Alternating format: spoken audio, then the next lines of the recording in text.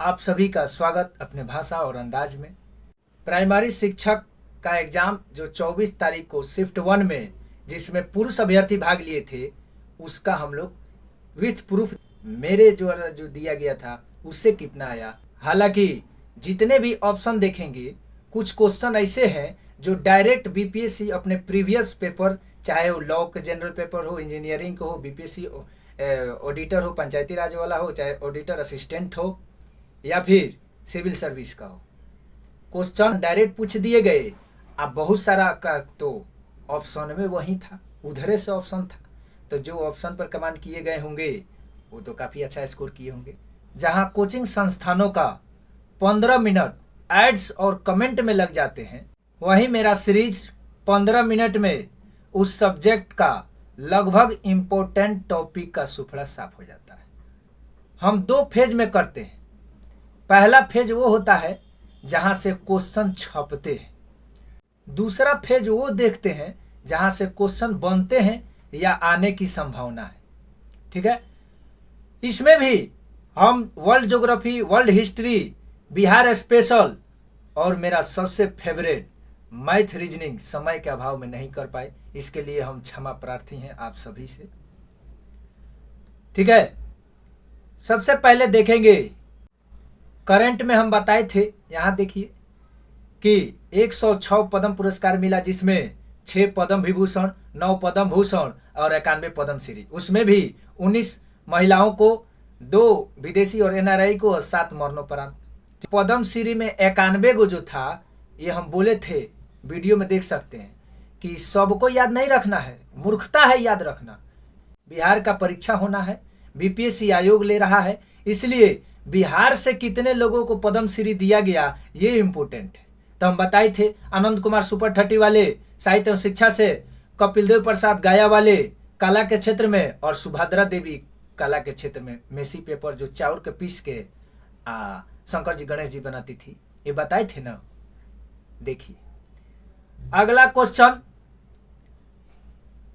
हम बोले थे कि बीपीएससी हाल ही में 2-3 मंथ पहले लॉ पेपर का जो जनरल पेपर है उसमें पूछा था वन जीव संरक्षण अधिनियम से। तो हम बोले थे कुछ अधिनियम संरक्षण से तो ये पूछेगा। ठीक है, तो ये भी बताए थे मानवीय आफत में सबसे पहले महामारी नियंत्रण अधिनियम आया 1897 में, उसके बाद नागरिकता अधिनियम आया 1955 में, फिर 6 बार संशोधन हुआ 1986 में, 92 में, फिर 2003 में, 2005 में, 15 में और 19 में अभी चर्चा में है। उसके बाद हम ये भी बताए थे रुपया पैसा से 2 गो, एगो दहेज अधिनियम 1961 में और कर अधिनियम 1961 में, दोनों रुपये पैसे से था। का है, अगर टैक्स नहीं लोग देता था और दहेज नहीं दीजिएगा तो आपके बेटी बहन का शादी होगा? नहीं होगा। उसके बाद बताए थे सबसे इंपॉर्टेंट क्वेश्चन बंधुआ मजदूर जो पूछा था ना जी। अच्छा, ये भी बताए थे कि भ्रष्टाचार अधिनियम 1988 में, ये भी बताए थे कि 2005 में 4 अधिनियम, सूचना का अधिकार, घरेलू महिला हिंसा और बाल संरक्षण अधिनियम। ठीक है, उसके बाद शिक्षा का अधिकार 2009 में आता है, 1 अप्रैल 2010 को लागू होता है। ये सब हम लोग देख रहे थे। मानवीय आफत में गौर देखे थे, ध्वनि प्रदूषण 2000 ईस्वी में आता है, और सबसे ज्यादा ध्वनि प्रदूषण बांग्लादेश के ढाका में, के मुरादाबाद में। ये सब देखे थे ना अधिनियम जी। बहुत सारा और अधिनियम देखे थे, लेकिन ये इससे जो क्वेश्चन पूछा गया था वो देखे। आगे ये तो हदे हो गया। केमिस्ट्री में एक पेज में जो मेरा शॉर्ट नोट्स था, यहां देखिए 2 गो पूछ दिया था। हालांकि ऐसा बात नहीं है, लेकिन आप तो जानते करते हैं मेरा शॉर्ट नोट्स होता है, उसमें भी 1 पेज से 2 गो हो जाए तो खुशी तो होगा ही। इमली और अंगूर टार्टरिक अम्ल जो कि पूछ दिया था क्वेश्चन, इमली में कौन सा अम्ल है। उसके बाद पूछा था शुष्क या बुझे हुए चूना, हमने बताया था कैल्शियम हाइड्रोक्साइड CaOH का होल ट्वाइस यानी बुझा हुआ चूना। ये क्वेश्चन पूछा गया था। आगे बढ़ते हैं। अगला क्वेश्चन पूछा था कि किस अंग्रेजी सैन्य अधिकारी जनरल ने झांसी की रानी को यह कहते हुए श्रद्धांजलि दी थी कि यहाँ वह औरत सोई हुई है जो विद्रोहियों के एकमात्र मर्द थी। मेरा ये एस्थेटिक्स जी के पार्ट 3 में हम जब ये वीडियो कर रहे थे तो उसमें टाइम के साथ प्रूफ दिखा रहे हैं। 6 मिनट 11 सेकेंड में जब आप वीडियो चलाइएगा स्टैटिक्स पार्ट 3 का, तो हम बताए थे कि झांसी के रानी को हीरोज ने कहा था कि एकमात्र यही मर्द थी। यहाँ प्रूफ है, देखिए। सोचना है, प्रूफ है तो आगे बढ़िए। अगला क्वेश्चन पूछा था, किस स्थान पर विजय तिलक ने होम रूल लीग की स्थापना 1916 में किया था? यहां देखिए, आधुनिक भारत के जब जापानी सीरीज हम कर रहे थे, चूंकि समय नहीं मिला तो जापानी सीरीज कर रहे थे, कौन इंपॉर्टेंट है आपको देखना चाहिए। हालांकि सभी बता दिए थे। 46 मिनट का ये वीडियो था, उसमें आप 44 मिनट 55 सेकेंड पर जाएंगे तो हमने बताया था कि अप्रैल 1916 का वो दिन था जब पुणे में ये होम रूल की स्थापना तिलक करते हैं और सितंबर 1916 में मद्रास के अडियार में एनी बेसेंट, ये बताई थी। अगला क्वेश्चन करेंट से, यहां देखिए, अंतर्राष्ट्रीय नियुक्तियां और राष्ट्रीय नियुक्तियां में हम बताए थे कि इसको देखकर जाना है। एक पेज तो छोड़िए, एक के साथ दूगो पूछ दिया।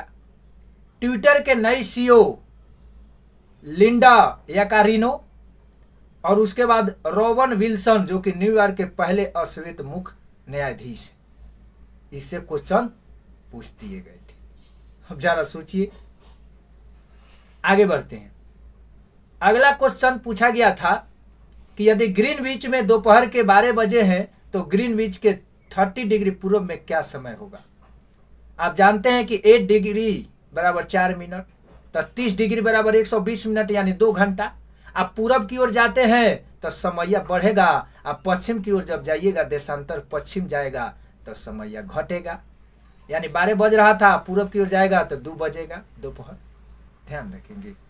अगला क्वेश्चन देखिए क्या पूछ दिया था, ये तो पूरा एक्सपेक्टेड था, फेमस क्वेश्चन।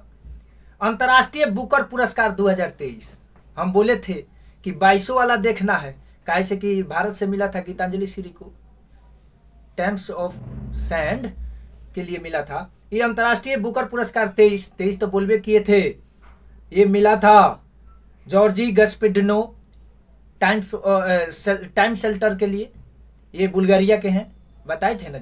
उसके बाद हम बोले थे कि बीपीएससी अपने किसी भी एग्जाम में, चाहे वो लॉ पेपर का हो, ऑडिटर का हो, इंजीनियरिंग का हो या फिर सिविल सर्विस का हो, जनगणना से पूछता ही पूछता है, खासकर बिहार वाला डाल देता है।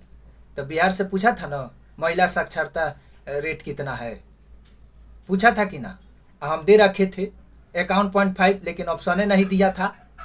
उसके बाद क्वेश्चन पूछ दिया गया, भारत का संसद भवन जो नया बना है, ये तो काफी इंपॉर्टेंट था, यहाँ से तो क्वेश्चन बनना ही चाहिए है।